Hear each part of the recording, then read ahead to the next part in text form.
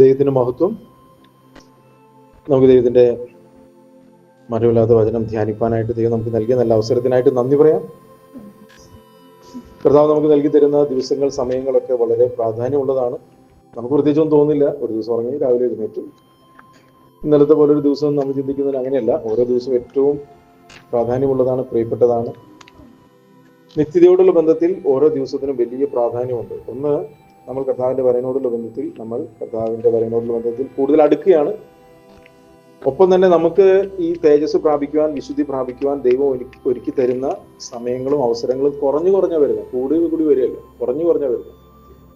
അപ്പൊ ഇന്നലെ നമുക്ക് ലഭിച്ച പല അവസരങ്ങളുണ്ടായിരുന്നു. പലതിനെ നമ്മൾ എങ്ങനെ യൂട്ടിലൈസ് ചെയ്തു എന്നുള്ളത് നമ്മൾ ചിന്തിക്കണം. പലപ്പോഴും ചിലപ്പോൾ ഒരുപക്ഷെ ആ അവസരങ്ങൾ ഇനി ചിലപ്പോൾ കിട്ടിയെന്ന് വരത്തില്ല, ഒരിക്കലും കിട്ടത്തില്ല, കഴിഞ്ഞു പോയ അവസരം. അപ്പോ നമ്മൾ ഓരോ ദിവസവും എന്ത് ചെയ്യണം? കർത്താവെ, അങ്ങ് നൽകി തരുന്ന അവസരങ്ങൾ, സാഹചര്യങ്ങളൊക്കെ വിനിയോഗിക്കാൻ എനിക്ക് ജ്ഞാനമുള്ളൊരു ഹൃദയം നൽകണം. ദീർഘക്ഷമയും സഹിഷ്ണുതയും ഇന്ദ്രിയജയം നൽകണം. പരിശുദ്ധാത്മാവെ അധികമായി എൻ്റെ മേൽ പകരണം. ഓരോരോ വചനത്തിന്റെ അനുസരണത്തിൽ കൂടി സ്ഥിരതയുള്ള ഒരു ക്രിസ്തീയ ജീവിതത്തിന് ഉടമയാക്കി എന്നെ മാറ്റണം എന്ന് നമ്മൾ പ്രാർത്ഥിച്ചാൽ ഓരോ ദിവസവും വളരെ സമാധാനത്തോടു കൂടിയും സ്വസ്ഥതയോടും സന്തോഷത്തോടു കൂടെ ജീവിക്കാനായിട്ട് പറ്റും. കാരണം അത് ദൈവം നമുക്ക് വാഗ്ദത്തം നൽകിയിരിക്കുന്ന ഒന്നാണ്. അവന്റെ സ്വസ്ഥതയിലേക്ക് പ്രവേശിപ്പിച്ചിരിക്കുന്ന ദൈവമക്കൾ സ്വസ്ഥത അനുഭവിച്ചുകൊണ്ട് ചെയ്യും. കാരണം സ്വസ്ഥത അനുഭവിക്കാത്ത ഒരു വ്യക്തിക്ക് കർത്താവിന്റെ വരവെങ്കിൽ എടുക്കപ്പെടാൻ പറ്റത്തില്ല. മനസ്സിലായോ? കാരണം അസ്വസ്ഥത ഉള്ള ഒരു ലോകത്ത് നമ്മൾ ജീവിക്കുന്നത്. കാരണം സർവ്വലോകം ദുഷ്ടന്റെ അധീനതയാണ്. അപ്പോൾ ദുഷ്ടന്റെ പരിപാടി എന്ന് പറഞ്ഞാൽ നമ്മളെ അസ്വസ്ഥമാക്കുക, സ്വസ്ഥത നഷ്ടപ്പെടുത്തുക, നമ്മളെ മറ്റു പലതിലും ഇങ്ങനെ എൻഗേജ് ആക്കി ദൈവത്തിന്റെ സ്വരം കേൾക്കാൻ പറ്റാത്തൊരളവിലേക്ക് മനസ്സും ബുദ്ധിയും ചിന്തകളൊക്കെ ആക്കുക എന്നുള്ളതാണ് പിശാചിന്റെ തന്ത്രം. എന്നാൽ ദൈവരാജ്യത്തിലേക്ക് പ്രവേശിക്കപ്പെടുന്ന ഒരു വ്യക്തിയെ സംബന്ധിച്ചിടത്തോളം ദൈവം നൽകുന്ന സ്വസ്ഥതയാണ്, സമാധാനമാണ്. അതുപോലെ ദൈവസ്വരം കേൾപ്പാനായിട്ട്, ദൈവ സാന്നിധ്യം അനുഭവിക്കാനായിട്ട്, ദൈവത്തോട് ചേർന്ന് നടപ്പാനായിട്ടുള്ള ഒരു ഒരുക്കമാണ് ഓരോ ദിവസവും വേണ്ടത്. അത് വർദ്ധിച്ചു വരണം. കർത്താവിനോട് ചേർന്ന് നടക്കും തോറും നമുക്കത് അറിയാനായിട്ട് പറ്റും. കർത്താവിന്റെ ഹൃദയത്തിൽ ആഗ്രഹം എങ്ങനെ, ദൈവം എങ്ങനെ പ്രവർത്തിക്കുന്നു, ദൈവം എങ്ങനെ സാഹചര്യങ്ങൾ ഒരുക്കുന്നത്, ദൈവം എങ്ങനെ സംസാരിക്കുന്നത്, കർത്താവിന്റെ വരവിനോടുള്ള ബന്ധം ഞാൻ എത്രത്തോളം അടുത്തു, എത്രത്തോളം എന്നിൽ വിശുദ്ധി പ്രാപിക്കേണ്ട മേഖലകൾ ഉണ്ട് എന്നൊക്കെ കർത്താവ് നമുക്ക് അതെല്ലാം വെളിപ്പെടുത്തി തരും. കാരണം കർത്താവ് പറഞ്ഞല്ലോ, പലപ്പോഴും ഇത് വെളിപ്പെടുത്തി തരുന്ന ഒരു മരുഭൂമിയുടെ അവസ്ഥയിലായിരിക്കും. മരുഭൂമി എന്ന് പറയുന്നത് അർത്ഥം ചിലപ്പോൾ ഞെരുക്കങ്ങളായിരിക്കാം, ഇല്ലായ്മയായിരിക്കാം, ഒറ്റപ്പെടലായിരിക്കാം. ഇതിന്റെയൊക്കെ നടുവിലാണ് ദൈവം ഹൃദ്യമായിട്ട് സംസാരിക്കുന്നത്. അത്രത്തോളം ഹൃദ്യമായിട്ട് നമ്മളെല്ലാ ഇതിലിരിക്കുന്ന സമയത്ത് നമുക്ക് സ്വരം കേൾക്കാൻ പറ്റണമെന്നില്ല. അത് ഏറ്റവും ബെസ്റ്റ് ആയിട്ടുള്ള സമയം എന്ന് പറയുന്നത് നമ്മൾ ഞെരുക്കങ്ങളിൽ കൂടി, ഇല്ലായ്മയിൽ കൂടി ഒക്കെ, ഒറ്റപ്പെടലിൽ കൂടിയൊക്കെ പോകുമ്പോഴാണ് കർത്താവ് നമ്മൾ ഹൃദ്യമായിട്ട് സംസാരിക്കുന്നത്. അപ്പോൾ അതൊക്കെ നമുക്ക് വളരെ അനുഗ്രഹമാണ്. ദൈവത്തിന്റെ സ്വരം കേൾക്കാനും, എന്താ ദൈവം ഉദ്ദേശിക്കുന്നത് മനസ്സിലാക്കാനും, യഥാർത്ഥത്തിലുള്ള സ്നേഹം എന്താണെന്ന് അറിയാനൊക്കെ. അല്ലെ, നമുക്കൊരു സാഹചര്യങ്ങൾ വരുമ്പോഴല്ലേ നമ്മൾ ഓരോരുത്തരുടെ സ്നേഹമൊക്കെ നമ്മൾ അറിയുന്നത്. പലപ്പോഴും പറയുന്നില്ലേ, നമ്മൾ പറയില്ലേ, നമ്മൾ വിചാരിച്ചു അവര് സഹായിക്കും, ഇവര് സഹായിക്കും, അല്ലെങ്കിൽ അവര് ഒന്നും ചിലപ്പോൾ എല്ലാവരും ദൈവം മാറ്റിക്കളയും. കാരണം എന്താ വെച്ചിട്ടുണ്ടെങ്കിൽ മനുഷ്യരിലല്ല ആശ്രയിക്കേണ്ടത്, നമ്മൾ യഹോവയിൽ ആശ്രയിക്കും. പ്രഭുക്കന്മാരല്ല ആശ്രയിക്കേണ്ടത്, കർത്താവിൽ ആശ്രയിക്കണം. ദൈവത്തിൽ ആശ്രയിച്ചുകൊണ്ട് നമ്മൾ ഓരോ ദിവസം മുന്നേറണം. അതാണ് ദൈവം ആഗ്രഹിക്കുക. അതിനു വേണ്ടിയിട്ടാണ് ദൈവം പല അവസ്ഥകൾ, സാഹചര്യങ്ങളൊക്കെ ഒരുക്കി തരുന്നത്. അത് നമ്മൾ ദൈവത്തിന്റെ സ്നേഹത്തിന്റെ ആഴങ്ങൾ പഠിച്ചെടുക്കാൻ വേണ്ടിയിട്ടാണ്. അത് നമ്മുടെ ജീവിതത്തെ സമൂലമായിട്ട് രൂപാന്തരപ്പെടുത്തും. നമ്മൾ തേജസ്സിന്റെ മക്കളായിട്ട് ഒരുങ്ങാനൊക്കെ ഇടയായിത്തീരും. ഇന്ന് കുറച്ച് സമയം നമുക്ക് ചിന്തിക്കാനായിട്ട് ദൈവത്തിന്റെ വചനത്തിന്റെ പ്രത്യേകത എന്ന് പറയുന്നത്, ദൈവത്തിന്റെ വചനം നമ്മൾ എപ്പോഴും കേൾക്കുന്നതാണ്. ദൈവത്തിന്റെ വചനത്തിൽ എന്തുണ്ട്? ജീവനുണ്ട്, ചൈതന്യമുണ്ട്. എന്ത് ജീവനും ചൈതന്യം എന്ന് പറഞ്ഞാൽ നഷ്ടപ്പെട്ടു പോയ തേജസ്സും നഷ്ടപ്പെട്ടു പോയ വിശുദ്ധിയൊക്കെ ഒരു വ്യക്തിക്ക് തിരികെ ലഭിക്കുന്നത് ദൈവവചനത്തിൽ കൂടിയാണ്. അത് നിറഞ്ഞിരിക്കുകയാണ് ദൈവവചനത്തിൽ. എത്രത്തോളം നമ്മൾ ആ ദൈവവചനത്തെ കൈക്കൊള്ളുന്നു, എത്രത്തോളം ഞാൻ വചനത്തെ അനുസരിക്കുന്നു, അത് എന്നിൽ ദൈവത്തിന്റെ തേജസ്സിനാൽ നിറയപ്പെടുന്ന വ്യക്തിത്വങ്ങളായിത്തീരും. അപ്പോൾ ഇതിനെക്കുറിച്ച് കർത്താവ് പറഞ്ഞ കുറച്ച് കാര്യങ്ങൾ നമ്മൾ നോക്കാനാണ് പോകുന്നത്. നമ്മുടെ ജീവിതത്തിൽ ഇത് ഓരോ ദിവസവും സംഭവിക്കുന്നുണ്ട്. നമ്മൾ പറയുന്നൊരു വാക്ക്, നമ്മൾ ചെയ്യുന്ന ഒരു പ്രവൃത്തി, നമ്മൾ നടക്കുന്ന ഒരു നടപ്പ്, നമ്മളുടെ ബന്ധങ്ങൾ, ഇതൊക്കെ ഒന്നുകിൽ നമ്മളിൽ ജീവൻ വർദ്ധിപ്പിക്കും. ഒന്നുകിൽ എന്നെ ജീവനിലേക്ക് കൊണ്ടുപോകും, അല്ലെങ്കിൽ നമ്മൾ എവിടേക്ക് കൊണ്ടുപോകും? എവിടേക്ക് കൊണ്ടുപോകുന്നത്? ജീവൻ അല്ലെങ്കിൽ മരണമാണ്. മനസ്സിലായോ? ശ്രദ്ധിക്കണം ഞാൻ പറയുന്നത്. എൻ്റെ ഓരോ സംസാരവും, എൻ്റെ ഓരോ ബന്ധങ്ങളും, എൻ്റെ കൊടുക്കൽ വാങ്ങലുകൾ, ഇടപെടലുകൾ, ബന്ധങ്ങൾ എല്ലാം ഒന്നുകിൽ എന്നെ ജീവന്റെ സമൃദ്ധിയിലേക്ക് കൊണ്ടുപോകും, അല്ലെങ്കിൽ എന്നെ മരണത്തിലേക്ക് കൊണ്ടുപോകും. ഈ മരണം എന്ന് പറയുമ്പോൾ നമ്മൾ യേശു കർത്താവ് അല്ല ദൈവം ഏദൻ തോട്ടത്തിൽ വെച്ചിട്ട് പറഞ്ഞൊരു കാര്യമുണ്ട്. ആ ഫലം നീ തിന്നരുത്, തിന്നുന്ന നാളിൽ നീ മരിക്കും എന്നാ പറഞ്ഞല്ലേ. പക്ഷെ അത് തിന്നിട്ട് അവരെന്ത് ചെയ്തില്ല? മരിച്ചില്ല. അപ്പോ മരണം എന്ന് പറയുന്നത് തന്നെ 3 മരണമുണ്ട്. ദൈവം മരണം എന്ന് പറഞ്ഞതിന് അർത്ഥം എന്ന് പറയുന്നത് അവന്റെ അകത്തുള്ള ആത്മീയ സാന്നിധ്യം, ദൈവ തേജസ്, ദൈവ സാന്നിധ്യം നഷ്ടപ്പെട്ടു പോയി. ആ സെക്കൻഡിൽ നഷ്ടപ്പെട്ടു പോയി. തെറ്റ് ചെയ്ത ഉടനടി നഷ്ടപ്പെട്ടു പോയി. പിന്നീട് ദൈവം മരണമെന്ന് പറഞ്ഞ മരണത്തിലേക്ക് അവൻ നടക്കാൻ തുടങ്ങി. മനസ്സിലായോ? ആ മരണം ഒരു ദിവസം കൊണ്ട് നടന്നതല്ല. അത് എങ്ങനെ നടന്നത്? ആദം ഏകദേശം 900 മുകളിൽ വർഷം ജീവിച്ചു. 930 വർഷം ജീവിച്ചിട്ടാണ് ആദം മരിക്കുന്നത്. അപ്പോ ദൈവവചനത്തിന്റെ ലംഘനം നമ്മളെ മരണത്തിലേക്ക് കൊണ്ടുപോകും എന്ന് പറയുമ്പോൾ നമ്മൾ മനസ്സിലാക്കേണ്ട ഒരു കാര്യം, പെട്ടെന്നുള്ളൊരു മരണമല്ല അത്, മറിച്ച് അത് ആ വ്യക്തിയെ നിത്യനാശത്തിലേക്ക് കൊണ്ടുപോകും എന്നേ പറഞ്ഞതിനർത്ഥം. മനസ്സിലാവുന്നുണ്ടോ പറയുന്നത്? അപ്പോ നമ്മുടെ ജീവിതത്തിൽ നമ്മൾ നോക്കണം, എന്റെ ജീവിതത്തിൽ എനിക്ക് നൽകി തരുന്ന അവസരങ്ങൾ, സാഹചര്യങ്ങൾ, ഞാൻ ജീവനിലേക്ക് വളരുന്നോ അതോ മരണത്തിലേക്കുള്ള വളർച്ചയാണോ എന്നത്. ഏതെങ്കിലും ഒന്ന് നടക്കും. നമ്മളിപ്പോ അറിഞ്ഞാലും അറിഞ്ഞില്ലെങ്കിലും ഇതെന്ത് സംഭവിക്കും അല്ലെ? നമ്മൾ വിചാരിക്കും അയ്യോ എനിക്ക് വയസ്സ് കൂടരുത് എന്ന് പറഞ്ഞുകൊണ്ട് ഏതെങ്കിലും കുഞ്ഞിന് വയസ്സ് കൂടാതിരിക്കും? പിടിച്ചിരിക്കാൻ പറ്റുമോ? അയ്യോ ഒന്ന് രാത്രി ആവല്ലേ എന്ന് വിചാരിച്ച് രാത്രി ആവാതിരിക്കും? മനസ്സിലായോ? പണ്ട് സൂര്യനെ ഗിദെയോൻ അല്ലെ യോശുവ പിടിച്ചു നിർത്തിയിട്ടുണ്ട് അല്ലെ? സൂര്യ നീ അവിടെ നിൽക്കാൻ പറഞ്ഞപ്പോൾ നിർത്തിയിട്ടുണ്ട് എന്ന് പറഞ്ഞിട്ട് ഇന്ന് നമുക്ക് രാത്രി ആവരുത്, സൂര്യൻ ഉദിക്കരുത്, അസ്തമിക്കരുത് നമുക്ക് പറയാൻ പറ്റത്തില്ല. അപ്പൊ നമ്മൾ വിചാരിച്ചാലും വിചാരിച്ചില്ലെങ്കിലും നടന്നുകൊണ്ടിരിക്കുന്ന ഒരു സമയം അല്ലെ, ഒരു കാര്യമുണ്ട്. അത് നമ്മളുടെ ദൈവം നമുക്ക് നൽകിയിരിക്കുന്ന സമയങ്ങൾ കുറഞ്ഞു വരും. ഞാൻ പറഞ്ഞതിന്റെ താല്പര്യം ഇത് നമ്മൾ ഉള്ളിലോട്ട് കയറണം. എന്റെ ജീവിതത്തിൽ ദൈവം എനിക്ക് തരുന്ന ഓരോ സാഹചര്യങ്ങളും നമ്മൾ എന്ത് ചെയ്യണം? മനസ്സിലാക്കി അതിലെ എനിക്ക് ജീവൻ പ്രാപിക്കണം. മനസ്സിലായോ? ജീവന്റെ സമൃദ്ധി പ്രാപിക്കണം. കർത്താവ് പറഞ്ഞു ഞാൻ ജീവൻ നൽകാൻ, സമൃദ്ധിയായി ജീവൻ നൽകാൻ, നിത്യജീവൻ നൽകാനാണ്. അതെങ്ങനെയാണ് അത് കിട്ടുന്നത്? സാഹചര്യങ്ങളിൽ കൂടിയാണ്, അവസരങ്ങളിൽ കൂടിയാണ്. അത് എങ്ങനെ നീ വിനിയോഗിക്കുന്നു എന്നുള്ളതിന്റെ അടിസ്ഥാനത്തിലാണ് എന്ത് ചെയ്യുന്നത്? നമ്മളിൽ ജീവന്റെ സമൃദ്ധി ഉണ്ടാകുന്നത്. ഈ ഒരു തിരിച്ചറിവില്ലെങ്കിൽ നമ്മൾ എന്ത് ചെയ്യും? ആ വ്യക്തി എന്ത് ചെയ്യും? മരണത്തിലേക്കാണ് പോകുന്നത്. മനസ്സിലായോ? കാരണം ഇതൊരു പ്രോസസ്സിങ്ങിൽ നടക്കുന്ന കാര്യമാണ്. ഒരു വലിയൊരു ടൈം പീരീഡ്, നമുക്ക് ദൈവം തന്നിരിക്കുന്ന ടൈം പീരീഡിലാണ് ഈ ജീവന്റെ സമൃദ്ധി എന്നിൽ ഉണ്ടായി അത് തേജസ്സായി രൂപാന്തരപ്പെടുന്നത്. അത് മനസ്സിലാകുന്ന വ്യക്തിക്ക് മാത്രമേ ഓരോ സാഹചര്യങ്ങളെ മനസ്സിലാക്കി അതിനെ കൃത്യതയോടുകൂടെ ചെയ്ത് എനിക്ക് ജീവന്റെ സമൃദ്ധി പ്രാപിക്കാനായിട്ട് പറ്റത്തുള്ളൂ. ആവർത്തന പുസ്തകത്തിന്റെ ആവർത്തനം അതിന്റെ 30-ാം അധ്യായം അതിന്റെ 15-ാം വാക്യം ഒന്ന് വായിക്കുമ്പോൾ, 15ഉം 16ഉം വാക്യം. ആവർത്തന പുസ്തകം നമുക്കറിയാം. ആവർത്തന പുസ്തകം ദൈവം മോശ മുഖാന്തരം കൊടുത്ത ആ കൽപ്പനകളെ ഒന്നുകൂടി ആവർത്തിച്ച് പറയുന്ന കാര്യമാണ്. ഡ്യൂട്രോണമി അതിലില്ല. ഡ്യൂട്രോണമി എന്ന് പറയുന്ന പുസ്തകത്തിൽ നമ്മൾ കാണുന്നത് ഇതാ ഞാൻ ഇന്ന് ജീവനും ഗുണവും മരണവും ദോഷവും നിന്റെ മുൻപിൽ വെച്ചിരിക്കുന്നു. നോക്കൂ, നോക്കി പറയുന്നത് എന്ത് കൃത്യമായിട്ട് പറയണ നോക്കൂ. എല്ലാവരും പുസ്തകം എടുക്കണേ. 30-ന്റെ 15 ഓർത്തിരിക്കാൻ എളുപ്പമുണ്ട്. ഇതാ ഞാൻ ഇന്ന് ജീവനും ഗുണവും മരണവും ദോഷവും നിന്റെ മുൻപിൽ വെച്ചിരിക്കുന്നു.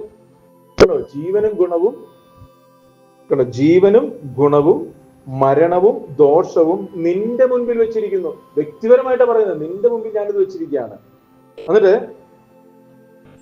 പറയാണ്, എങ്ങനെയെന്നാൽ നീ ജീവിച്ചിരുന്ന് പെരുകുകയും നീ കൈവശമാക്കുവാൻ ചെല്ലുന്ന ദേശത്ത് നിന്റെ ദൈവമായ യഹോവ നിന്നെ അനുഗ്രഹിക്കുകയും ചെയ്യേണ്ടതിന് നിന്റെ ദൈവമായ യഹോവയെ സ്നേഹിപ്പാനും അവന്റെ വഴികളിൽ നടപ്പാനും അവന്റെ കൽപ്പനകളും ചട്ടങ്ങളും വിധികളും പ്രമാണിപ്പാനും ഞാൻ ഇന്ന് നിന്നോട് ആജ്ഞാപിക്കുന്നു. അപ്പൊ ഒരു വ്യക്തി ചിന്തിക്കുകയാണ്, എനിക്ക് ഈ ജീവനിൽ നടക്കണം. ഇവിടെ പറയാം, കർത്താവ് പറഞ്ഞില്ല എന്താ?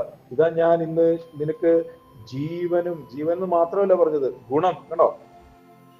ഗുണം. അടുത്ത് പറയാണ് മരണവും ദോഷവും നിന്റെ മുമ്പിൽ വെച്ചിരിക്കുന്നു. ആരെങ്കിലും ദോഷവും മരണവും താല്പര്യപ്പെടുന്ന ആരെങ്കിലും ഉണ്ടോ? നിങ്ങളെന്താ ഒരു താല്പര്യമില്ലായിരിക്കണം? എല്ലാവരുടെ ആഗ്രഹം എന്തുവാ? ഗുണം ഉണ്ടാകണം, അനുഗ്രഹം ഉണ്ടാകണം, ജീവൻ ഉണ്ടാകണം, സമാധാനം ഉണ്ടാകണം. അപ്പോ ഇത് കേട്ടതുകൊണ്ട് മാത്രം ഇത് ഉണ്ടാവത്തില്ല. അപ്പൊ കർത്താവ് തന്നെ പറഞ്ഞിരിക്കുകയാണ് ഇത് എങ്ങനെ ഉണ്ടാകുന്ന. അതിന്റെ 16-ാമത്തെ വാക്യം വായിച്ച്, എങ്ങനെ എന്നാൽ പറഞ്ഞോ.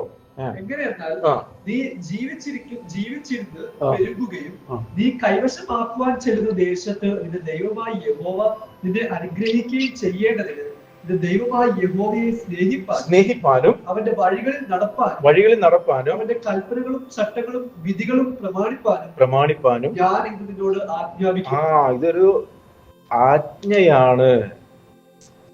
ഇത് നമ്മള് പുതിയ ഉടമ്പടിയിലേക്ക് വരുമ്പോ അപ്പോസ്തലനായ പൗലോസ് പറയുന്ന ഒരു കാര്യമുണ്ട്. ആജ്ഞയുടെ ഉദ്ദേശമോ, ഇത് ആജ്ഞാപിക്കണം.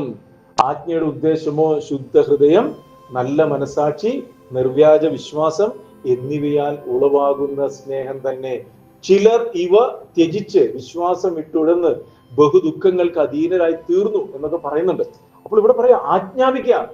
അപ്പോ ഇത് സൗകര്യം ഉണ്ടെങ്കിൽ ചെയ്യട്ടോ എന്നുള്ള ഇതല്ല പറയുന്നത്, ആജ്ഞാപിക്കുകയാണ്. അത് ഒരു ദൈവഭക്തനെ സംബന്ധിച്ചിടത്തോളം ഇത് കേട്ട് അനുസരിച്ച് പാപവഴികളെ വിട്ടുതിരിയണം. അപ്പോൾ ഇവിടെ ഓർമ്മപ്പെടുത്തുകയാണ്, ഇന്ന് ജീവനും ഗുണം. ഇന്ന് എന്ന് പറയുന്നത് വചനം പറയുന്നുണ്ട്, ഇതാകുന്നു സുപ്രസാദ സമയം, ഇതാകുന്ന രക്ഷാ ദിവസം. ഇന്നലെ കേട്ട കാര്യങ്ങൾ കൊണ്ട് ഇന്ന് പ്രയോജനമുണ്ടോ? ഞാൻ പറഞ്ഞതിന്റെ താല്പര്യം എന്ന് പറഞ്ഞാൽ, ഇന്നലെ എന്ന് പറയുന്ന ഒരു സമയത്ത് നമുക്ക് ഇനി ഒന്നും ചെയ്യാൻ പറ്റില്ല, അത് തീർന്നുപോയി.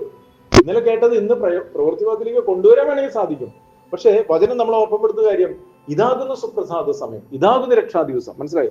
പലപ്പോഴും എല്ലാവരും നാളേക്ക് മാറ്റി വയ്ക്കുക. നാളെ എന്ന് പറയുന്ന ദിവസം ദൈവം നമുക്ക് അനുവദിച്ചിട്ടില്ല. ഒരു ദിവസം എന്തൊക്കെ സംഭവിക്കുന്നതെന്ന് നിങ്ങൾ അറിയുന്നില്ലല്ലോ. അപ്പൊ ഒരു ദിവസം എന്തൊക്കെ സംഭവിക്കും നമുക്ക് അറിയത്തില്ല. പക്ഷെ ഇന്ന് ഈ സെക്കൻഡിൽ നമ്മൾ ജീവനോട് ഇരിക്കുന്നെങ്കിൽ ഈ നിമിഷം നമുക്ക് ദൈവത്തോട് പറയാം, കർത്താവേ, നിന്റെ കൽപ്പനകളെ പ്രമാണിക്കാൻ, നിന്റെ വഴിയിൽ നടപ്പാൻ, നിന്റെ ചട്ടങ്ങളെ അനുസരിപ്പാൻ ഞാൻ എന്നെ തന്നെ സമർപ്പിക്കുന്നു. ദൈവം നമ്മുടെ ഹൃദയത്തിലേക്ക് നോക്കുക. അത് പറയാം, ഞാൻ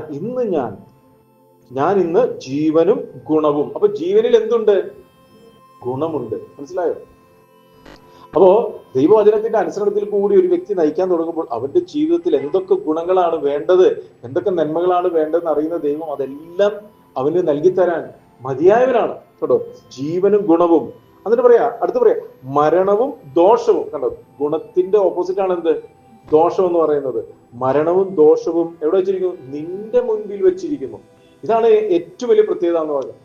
തെരഞ്ഞെടുക്കുവാനുള്ള ഒരു സ്വാതന്ത്ര്യം ദൈവം എല്ലാ മനുഷ്യർക്കും തന്നില്ല. ഒരിക്കലും ദൈവം ഇടിച്ചു കയറി വന്ന് എന്ത് ചെയ്യുന്നില്ല, നമ്മളെ നീക്കിക്കളയുകയോ അല്ലെങ്കിൽ അത് എടുക്കുമെന്ന് പറയുന്നില്ല.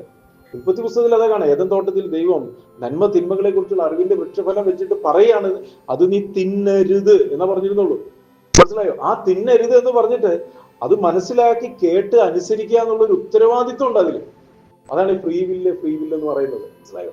അത് നമ്മൾ അനുസരിക്കാതിരിക്കുമ്പോൾ അതിലും സംഭവിക്കും, നമുക്ക് ദോഷമായിട്ട് പലതും ഭവിക്കും. മനസ്സിലായോ? ഇവിടെ പറയാണ്, അത് അവരത് ചെയ്തപ്പോൾ എന്താ സംഭവിച്ചത്? അവരുടെ ജീവൻ നഷ്ടപ്പെട്ടു പോയി, മരണം സംഭവിച്ചു. ഏദൻ തോട്ടത്തിൽ പുറത്താക്കി. അവരുടെ ചെയ്ത ഓരൊറ്റ തെറ്റിൻ പ്രകാരം സംഭവിച്ചു. മാനവരാശി മുഴുവൻ പാപത്തിലും ശാപത്തിലും മരണത്തിലുമായി. അല്ലെ?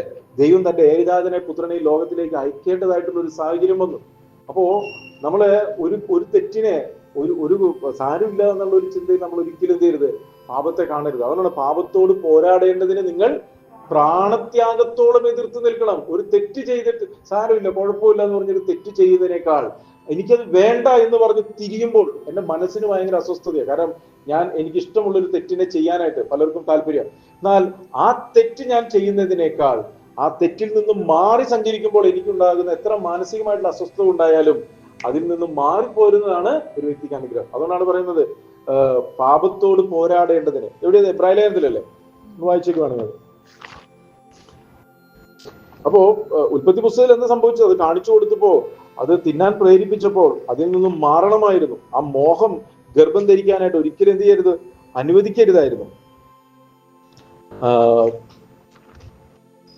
പാപത്തോട് പോരാടേണ്ടതിന് നിങ്ങൾ പ്രാണത്യാഗത്തോളം എതിർത്ത് നിന്നിട്ടില്ല. എബ്രായലേഖനം 12-ാം അധ്യായത്തിന്റെ 4-ാം വാക്യം. പാപത്തോട് പോരാടുന്നതിൽ നിങ്ങൾ ഇതുവരെ പ്രാണത്യാഗത്തോളം എതിർത്ത് നിന്നിട്ടില്ല. മകനെ, കർത്താവിന്റെ ശിക്ഷ നിരസിക്കരുത്. അവൻ ശാസിക്കുമ്പോൾ മുഷികയുമരുത്. കർത്താവ് താൻ സ്നേഹിക്കുന്നവരെ ശിക്ഷിക്കുന്നു, താൻ കൈക്കൊള്ളുന്ന ഏത് മകനെയും തല്ലുന്നു എന്നിങ്ങനെ മക്കളോട് എന്ന പോലെ നിങ്ങളോട് സമ്പാദിക്കുന്ന പ്രബോധനം നിങ്ങൾ മറന്നു കളഞ്ഞു. പാപത്തോട് പോരാടുന്നതിൽ നിങ്ങൾ പ്രാണത്യാഗത്തോളം എതിർത്ത് നിന്നിട്ടില്ല. അപ്പോൾ ഒരു ഗുണം നമ്മുടെ ജീവിതത്തിൽ ഉണ്ടാകാൻ, ഒരു അനുഗ്രഹം നമ്മുടെ ജീവിതത്തിൽ ഉണ്ടാകണമെങ്കിൽ അതിന് തടസ്സം നിൽക്കുന്ന എന്താണോ അതിനെ നീങ്ങി പോരണം. മനസ്സിലായോ? അതിനെ മാറിപ്പോകുന്നെങ്കിൽ മാത്രമേ സാധിക്കത്തുള്ളൂ. അപ്പോ ആ മാറിപ്പോകാനായിട്ട്, അതിനെ മാറ്റിക്കളയാനായിട്ട് എന്റെ സോളിന്, എന്റെ മനസ്സിന് ഭയങ്കര ബുദ്ധിമുട്ടാണ്. അതുകൊണ്ട് ഇവിടെ പാപത്തോട് പോരാടുന്നതിൽ നിങ്ങൾ ഇതുവരെ പ്രാണത്യാഗത്തോളം എന്ന് പറഞ്ഞാൽ എന്റെ പ്രാണനിലുള്ള ആ ഇഷ്ടത്തെ ഞാൻ മരിപ്പിക്കുകയാണെന്ന് പറഞ്ഞത്. മനസ്സിലായോ? അത് മോഹം എപ്പോഴും എന്ത് ചെയ്യും? നമ്മളെ മോഹം ഗർഭം ധരിക്കാനായിട്ട് എന്ന് പറഞ്ഞൊരു പാപത്തെ പ്രസവിക്കുന്ന ഒരു അനുഭവത്തിലേക്ക് മോഹം വശീകരിക്കും. അതാണ് ഈ മോഹത്തിന്റെ ഏറ്റവും ഒരു പ്രത്യേകത. എന്നാൽ എനിക്കത് വേണ്ട, അത് വചനത്തിന്റെ ലംഘനമാണ്, അത് തെറ്റാണെന്ന് മനസ്സിലാക്കി ഞാൻ അതിൽ നിന്നും മനസ്സിനെ തിരിക്കുമ്പോൾ അതെന്റെ മനസ്സിന് ഒരു ഭയങ്കര ബുദ്ധിമുട്ടാണ്. പക്ഷെ ഇവിടെ പറയണോ, നിങ്ങൾ എന്ത് ചെയ്യണം? പ്രാണത്യാഗത്തോളം എതിർത്ത് നിന്നിട്ടില്ല. അത് അകത്ത് നടക്കുന്ന ഒരു ഫൈറ്റിംഗ് ആണത്. അതിൽ നിന്ന് മാറി സഞ്ചരിക്കുമ്പോൾ അത് നമ്മുടെ ജീവിതത്തിൽ എന്തായി തീരും? അതൊരു ഗുണമായിട്ട്. ഇനി സപ്പോസ് അതിൽ അങ്ങനെ വരുന്നില്ലെങ്കിലോ, അങ്ങനെ ചെയ്യാതെ അതിൽ രസിക്കാൻ പോയി കഴിഞ്ഞാൽ എന്ത് സംഭവിക്കും? എബ്രായ ലേഖനം 10:26 കൂടി ഒന്ന് വായിച്ചാൽ എന്ത് സംഭവിക്കും എന്നുള്ളത് കൂടി നമുക്ക് കാണാം. 10:26.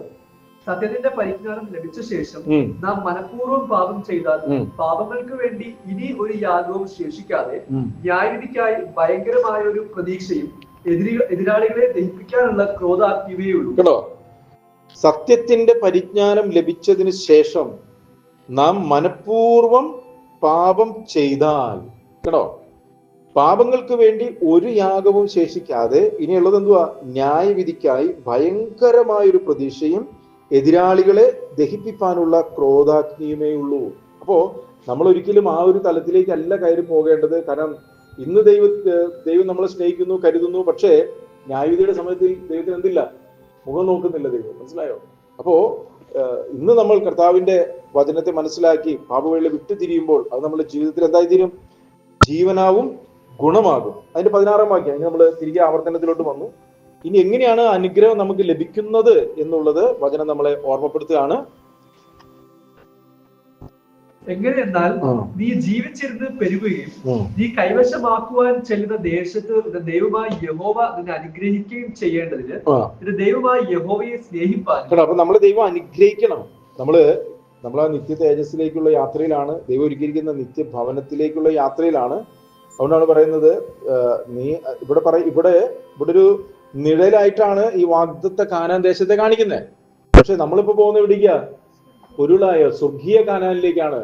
ദൈവം ഒരുക്കിയിരിക്കുന്ന ദൈവശില്പിയായി നിർമ്മിച്ചതും അടിസ്ഥാനങ്ങളുള്ള ദൈവ നഗരത്തെ ലാക്കാക്കിക്കൊണ്ടാണ് നമ്മൾ എന്ത് ചെയ്യുന്നത്?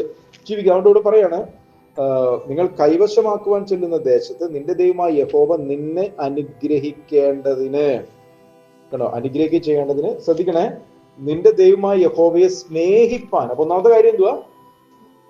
ദൈവത്തെ സ്നേഹിക്കണം. മനസ്സിലായോ? ദൈവത്തെ സ്നേഹിക്കുന്നവൻ എന്ത് ചെയ്യും? ഒന്ന് പറഞ്ഞ എല്ലാവരും എന്ന് പറഞ്ഞാൽ ദൈവത്തെ സ്നേഹിക്കുന്നുണ്ടോ? നിങ്ങളൊക്കെ നിങ്ങളൊക്കെ ദൈവത്തെ സ്നേഹിക്കുന്നുണ്ടോ? ആരും ശബ്ദം കേൾക്കുന്നില്ലല്ലോ. നിങ്ങൾ ദൈവത്തെ സ്നേഹിക്കുന്നുണ്ടോ? എന്റെ ചോദ്യം കേട്ടോ. നിങ്ങൾ സ്നേഹിക്കുന്നുണ്ടോ? എല്ലാവരും സ്നേഹിക്കുന്നുണ്ടോ? ദൈവത്തെ സ്നേഹിക്കുന്നുണ്ടെങ്കിൽ നിങ്ങൾ എന്ത് ചെയ്യും? കൽപ്പനകളെ പ്രമാണിക്കും. അപ്പൊ ഇവിടെ പറയാണ്, നിങ്ങളുടെ ദൈവമായ യഹോവയെ സ്നേഹിപ്പാനും ഇനി അവന്റെ വഴികളിൽ നടപ്പാനും. ഓക്കെ, കൽപ്പനകളെ പ്രമാണിക്കുന്നു എന്ന് പറഞ്ഞപ്പോ ഏതൊക്കെ കൽപ്പനകളെ പ്രമാണിക്കണം? സൗകര്യമുള്ള കൽപ്പനകളാണോ? അല്ല, അതുകൂടി പറഞ്ഞിട്ട് അല്ലെങ്കിൽ നിങ്ങൾ വിചാരിക്കും കൽപ്പനകൾ എനിക്ക് സൗകര്യമുള്ള ഏതെങ്കിലും അനുസരിച്ചാൽ മതി എന്ന് നിങ്ങൾ വിചാരിക്കും. മത്തായിയുടെ സുവിശേഷം ഗ്രേറ്റ് കമ്മീഷൻ കർത്താവ് പറഞ്ഞില്ലേ? മത്തായിയുടെ സുവിശേഷം 28-ാം അധ്യായത്തിന്റെ അവിടെ പറയുന്നത്, സ്വർഗത്തിലും ഭൂമിയിലും സകല അധികാരവും, 28-ാം അധ്യായത്തിന്റെ അവസാനത്തെ വാക്യത്തിലേക്ക്, സ്വർഗത്തിലും ഭൂമിയിലും സകല അധികാരവും എനിക്ക് നൽകിയിരിക്കുന്നു. 18 യേശു അടുത്ത് ചെന്ന് സ്വർഗത്തിലും മാത്യു ചാപ്റ്റർ 28:18 സ്വർഗത്തിലും ഭൂമിയിലും സകല അധികാരവും എനിക്ക് നൽകപ്പെട്ടിരിക്കുന്നു. ആകയാൽ നിങ്ങൾ പുറപ്പെട്ട് പിതാവിന്റെയും പുത്രന്റെയും പരിശുദ്ധാത്മാവിന്റെയും നാമത്തിൽ സ്നാനം കഴിപ്പിച്ചും. അപ്പൊ നോക്കൂ, പിതാവിന്റെയും പുത്രന്റെയും പരിശുദ്ധാത്മാവിന്റെ നാമത്തിൽ സ്നാനം കഴിപ്പിച്ചും. അതുകൊണ്ട് തീരുന്നില്ല, ശ്രദ്ധിക്കണേ. ഞാൻ നിങ്ങളോട് കൽപ്പിച്ചതൊക്കെയും പ്രമാണിപ്പാൻ തക്കവണ്ണം ഉപദേശിച്ചും കൊണ്ട്. അപ്പൊ എന്താ ഉപദേശിക്കണ്ടേ? അവിടെ ശ്രദ്ധിച്ച് വായിച്ച്, ഞാൻ നിങ്ങളോട് കൽപ്പിച്ചതൊക്കെയും, കണ്ടോ, എല്ലാം പ്രമാണിക്കണം. അതുകൊണ്ടാണ് ഇവിടെ പറഞ്ഞത്, കണ്ടോ, യഹോവയെ ഒരുവൻ സ്നേഹിക്കുന്നുണ്ടെങ്കിൽ, ദൈവത്തെ സ്നേഹിക്കുന്ന അവർ കൽപ്പനകൾ പ്രമാണിക്കണം. ഏത് കൽപ്പനകൾ പ്രമാണിക്കണം? എല്ലാ കൽപ്പനകളും പ്രമാണിക്കണം. മനസ്സിലായോ? അപ്പൊ നമ്മൾ വിചാരിക്കും, അയ്യോ, ഈ കൽപ്പനകളൊക്കെ നമ്മളെ കൊണ്ട് പ്രമാണിക്കാൻ പറ്റുമോ? നമ്മളെ കൊണ്ട് പറ്റത്തില്ല. അതുകൊണ്ടാണ് കർത്താവ് എന്ത് ചെയ്ത് 10 കൽപ്പനകളെ 2 കൽപ്പനകളെ 1 10 കൽപ്പനകളെ 2 എന്തുവാ? നിന്റെ ദൈവമായ കർത്താവിനെ നീ പൂർണ്ണ ഹൃദയത്തോടെ, പൂർണ്ണാത്മാവോടെ, പൂർണ്ണ മനസ്സോടെ, പൂർണ്ണ ശക്തിയോടെ സ്നേഹിക്കണം. നിന്റെ കൂട്ടുകാരനെ നിന്നെ പോലെ തന്നെ സ്നേഹിക്കണം. പിന്നെ അത് 1 എന്താ അത്? നിങ്ങൾ തമ്മിൽ സ്നേഹിക്കണമെന്ന് പുതിയൊരു കൽപ്പന ഞാൻ നിങ്ങൾക്ക് നൽകുന്നു. മനസ്സിലായോ? അതുകൊണ്ടാണ് കൊരിന്ത്യർക്ക് എഴുതി ലേഖനം എഴുതിയപ്പോ പറഞ്ഞത്, സ്നേഹം ആചരിപ്പാൻ ഉത്സാഹിപ്പിൻ. ദൈവം സ്നേഹം തന്നെ. അപ്പോൾ ദൈവത്തിന്റെ കൽപ്പനകൾ പ്രമാണിക്കുന്ന ഒരു വ്യക്തിയിൽ എന്തോ നിറയുക? ദൈവത്തിന്റെ സ്നേഹം നിറയും. ആ സ്നേഹത്തിന്റെ നിറവ് എല്ലാ കൽപ്പനകളെയും പ്രമാണിപ്പാൻ അവനെ സഹായിക്കും. മനസ്സിലായോ? അതല്ല നിങ്ങൾ ഒരു കൽപ്പന അനുസരിച്ചു കിട്ടോ, 2 അങ്ങനെയല്ല. ദൈവസ്നേഹത്തിന്റെ നിറവുള്ള ഒരു വ്യക്തിക്ക് ഓരോ കൽപ്പനകളും പ്രമാണിക്കാൻ, ഏത് കൽപ്പന എപ്പോൾ പ്രമാണിക്കണമെന്ന് കർത്താവ് പറഞ്ഞാലും അത് പ്രമാണിക്കാൻ ബുദ്ധിമുട്ട് വരില്ല. കാരണം എന്താ? ദൈവസ്നേഹത്തിന്റെ നിറവ്. ഈ സ്നേഹത്തിന്റെ നിറവില്ലെങ്കിൽ നമ്മൾ എന്ത് ചെയ്യും? നമ്മുടെ ഉള്ളിൽ കയ്പും പകയും വെറുപ്പും വിദ്വേഷവും ഒക്കെ നിറഞ്ഞിരിക്കും. ദൈവവചനം അനുസരിക്കാൻ പറയുന്ന സമയത്ത് ബൈപ്പാസ് ചെയ്തു പോകും. നമുക്ക് ആ വ്യക്തിയെ ഫേസ് ചെയ്യാൻ പറ്റത്തില്ല, ആ സാഹചര്യത്തിലേക്ക് പോകാൻ പറ്റത്തില്ല. പറയുന്നത് മനസ്സിലാവുന്നുണ്ട്? അപ്പോ ഒറ്റ കൽപ്പനയിൽ ഇതെല്ലാം ഒതുക്കി എന്ന് പറഞ്ഞാൽ അർത്ഥം എന്ന് പറഞ്ഞാൽ ദൈവ സ്നേഹത്തിന്റെ, അഗാപ്പെ സ്നേഹത്തിന്റെ നിറവുള്ളവരായി ദൈവമക്കൾ മാറണമെന്നാ. നിങ്ങൾ നോക്കി, നിങ്ങളുടെ ഹൃദയത്തിൽ ദൈവത്തിന്റെ സ്നേഹം നിറഞ്ഞിരുന്നാൽ പിന്നെ അവിടെ മറ്റു വല്ലതിന് ഇരിക്കാൻ പറ്റുമോ? കയ്പിന് ഇരിക്കാൻ പറ്റുമോ? പകയ്ക്ക് ഇരിക്കാൻ പറ്റുമോ? അല്ലെ? ജഡത്തിന്റെ പ്രവൃത്തികൾക്ക് എന്തെങ്കിലും അശുദ്ധി, ദുഷ്കാമം, വിഗ്രഹാരാധന, പക, പിണക്കം, ജാരശങ്ക, കോപം, ക്രോധം, ശാഠ്യം, ദ്വന്ദ്വപക്ഷം, ഭിന്നത, അസൂയ, വെറുക്കൂത്ത്, ഇതിനൊന്നും ഇരിക്കാൻ പറ്റത്തില്ല. ആത്മാവിന്റെ ഫലമായ സ്നേഹത്തിന്റെ നിറവ് നമ്മുടെ ഉള്ളിൽ ഉണ്ടാകും. ആ സ്നേഹത്തിന്റെ നിറവാണ് എന്ത് ചെയ്യുന്നത്? കേട്ടോ, നിന്റെ ദൈവമായ യഹോവയെ സ്നേഹിപ്പാൻ. ആ ദൈവത്തിന്റെ സ്നേഹത്തിന്റെ നിറവ് എൻ്റെ ഉള്ളിൽ വരുമ്പോൾ അവന്റെ കൽപ്പനകളെ ഞാൻ എന്ത് ചെയ്യും? പ്രമാണിക്കും. അതിന് പറയാം, വായിച്ചട്ടെ, നിന്റെ ദൈവമായ യഹോവയെ സ്നേഹിപ്പാനും. ആവർത്തനം 30 അധ്യായത്തിന്റെ 16 വാക്യം. സ്നേഹിപ്പാനും അവന്റെ വഴികളിൽ നടപ്പാൻ. അവന്റെ വഴികൾ എങ്ങനെയാ അറിയുന്നത്? നമ്മള് കർത്താവിന്റെ വഴി എങ്ങനെ അറിയുന്നത്? ദൈവവചനത്തിൽ കൂടി. അല്ലാതെ എങ്ങനെ അറിയാൻ പറ്റും? നമുക്ക് ഉത്തരം കാണിച്ചെന്ന മാതൃകയിൽ കൂടി. സകലത്തിൽ അവൻ നമുക്കൊരു മാതൃക വെച്ചു പോയിരിക്കുന്നു. ദൈവവചനത്തിൽ കൂടിയാണ് വഴി എന്ന് എങ്ങനെ അറിയാം? ഞാൻ പറഞ്ഞുകൊണ്ട് നിങ്ങൾ എല്ലാവരും പറഞ്ഞു. എങ്ങനെ അറിയാൻ പറ്റുന്നു? കാണിച്ചു. യേശു പറഞ്ഞല്ലോ. യേശു എന്താ പറഞ്ഞത്? ഞാൻ തന്നെ വഴി. നോക്ക് നിങ്ങൾ, അവന്റെ വഴികളിൽ നടപ്പാൻ. ഏതപ്പോ വഴി നമുക്ക് എങ്ങനെ അറിയുന്നത്? യേശു പറഞ്ഞ ഞാനാണ് വഴി. അപ്പോൾ ഇന്ന് പല യേശുക്കളും ഉണ്ടല്ലോ, പല യേശുമാരുണ്ടല്ലേ, മറ്റൊരു യേശു ഉണ്ട്. അപ്പൊ നമുക്ക് എങ്ങനെ അറിയുന്നത്? വചനത്തിൽ കൂടിയാണ് നടക്കേണ്ടെന്ന് വഴി കൃത്യതയോട് കാണിച്ചു തരും. മനസ്സിലായോ? പിടിയിരുന്നല്ലോ. ഇവിടെ പറയാണ് അവന്റെ വഴികളിൽ നടപ്പാൻ. ഇനി അടുത്ത് അവന്റെ കൽപ്പനകളും ചട്ടങ്ങളും വിധികളും പ്രമാണിപ്പാൻ. ഇക്കണോ, കൽപ്പനകൾ, ചട്ടങ്ങൾ, വിധികൾ എന്ന് പറഞ്ഞാൽ കൽപ്പനകൾ എങ്ങനെയെങ്കിലും അനുസരിച്ചിട്ട് കാര്യമില്ല. ശ്രദ്ധിക്കണം നിങ്ങൾ. ഒരു കൽപ്പന ദൈവം പറയുമ്പോൾ അതിന് ദൈവ ഹൃദയത്തിൽ ഒരു ആഗ്രഹമുണ്ട്. അതുകൊണ്ടാണ് പല കൽപ്പനകളും അവര് വേറെ രീതിയിൽ വ്യാഖ്യാനിച്ചത്. മനസ്സിലായോ? ഇപ്പോ എന്ന് പറയുന്നത് കൊല ചെയ്യരുത് എന്ന് പറഞ്ഞ ഒരു കൽപ്പന അവർക്ക് എല്ലാവർക്കും അറിയാം. അവര് കൊല ചെയ്യരുത് എന്ന് പറഞ്ഞപ്പോ അവര് ചിന്തിച്ചിരുന്ന കൊല്ലരുത്, കൊല ചെയ്യാം. വ്യത്യാസം മനസ്സിലായോ? അപ്പൊ ദൈവ ഉദ്ദേശം എന്തുവാ? നീ നിന്റെ സഹോദരനോട് മൂഢ എന്ന് പറഞ്ഞാൽ നീ അഗ്നി നരകത്തിന് യോഗ്യനാവും എന്ന് പറയുന്നത്. സഹോദരനെ സ്നേഹിക്കണം. സഹോദരനെ പകയ്ക്കുന്നവൻ കൊലപാതകനാണ്, കള്ളനാണ്. യോഹന്നാന്റെ ലേഖനത്തിൽ ഒരു വലിയ ലിസ്റ്റ് ഉണ്ട്. കൊലപാതകനാണ്, കള്ളനാണ്, അവൻ ഇരുട്ടിലിരിക്കുന്നു, ഇരുട്ടിൽ നടക്കുന്നു, ഇരുട്ട് അവൻ എവിടേക്ക് കൊണ്ടുപോകുന്നെന്ന് അറിയുന്നില്ല, അവൻ മരണത്തിൽ വസിക്കുന്നു. എന്തോ ഇതിനർത്ഥം? സഹോദര സ്നേഹമില്ല.